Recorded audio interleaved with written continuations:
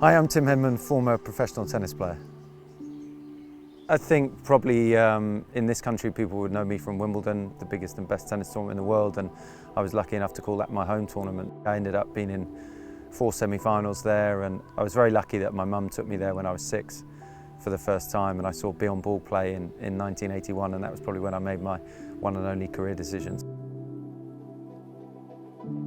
Sport has always played a huge part of my life. That competitive element was something that was instilled in me pretty early on. I'm not sure I necessarily had a choice, but I loved it. Playing national events, I was probably in the top 3 or 4 for my age in the country, certainly up until the age of 13 or 14. And then, if anything, I was a late developer. I didn't really grow until I was a little bit older, and I think at that age, strength does dictate quite a lot around the results in junior sport. That was when I probably struggled a little bit. I think it's much easier to understand when you're older that everybody's journey is different. Certainly I look back at going through that sort of growth spurt and how your body changes, and you perhaps you're losing a little bit of your coordination at the time. I think it's very hard. Your results, your performance isn't quite as good, and perhaps some of the challenges with that mentally, especially if you don't really have any understanding of what's going on. Yes, you can see that you're growing, you're getting taller, but to understand what is actually going on in your body, I think is hugely important. It almost takes the pressure away from yourself to be able to understand and accept that. When you look at tennis, really in the professional game, there are 3 aspects. There's technical, physical and mental, and I think at a young age it's very easy just to be focusing on the technical and the physical side. You want to improve your shots and your technique across the board. You're looking at the physicality of your movement and your balance, your speed and endurance, but the mental side is massively important. When you wind the clock back, the only real method of dealing with mental health was, toughen up and get on with it. And I don't think that's the right approach. We have a great cliche in life that practice makes perfect, and that's really not true. Practice makes permanent, and what you want to be doing is ingraining good habits, and then those habits will become permanent. When you actually think about the body and the mind, you only get one.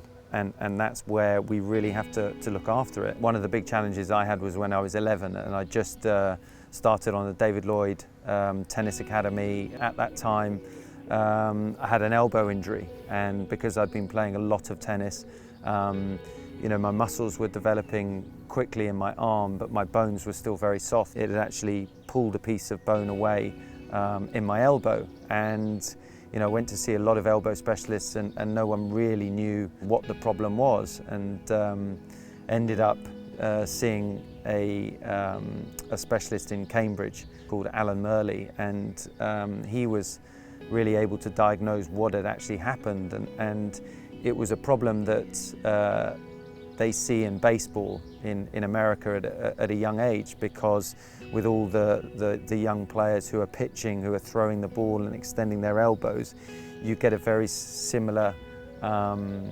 situation. Not only did it take quite a long time to diagnose, it then meant I wasn't allowed to play tennis for 6 months. I didn't play a tournament for 2 years. I was devastated. Tennis was the thing that I loved the most, and I wasn't able to do it. I think that's what's fascinating about podium analytics, and the way that we can look at all the data and really understand different injuries, and hopefully avoid a lot of them in the future. The analysis and the data is so much more advanced, and I think we can be so much more specific, looking at injury prevention and training techniques, which will be enormously valuable to these youngsters. I've been very lucky playing a non-contact sport, and someone that has trained well, has a good technique, has a good physique for tennis. It hasn't put a massive amount of stress on my body. My elbow's not good. I've had 4 operations on it, 3 since I stopped playing, and so could that have been avoided? I think in hindsight, yes, it could.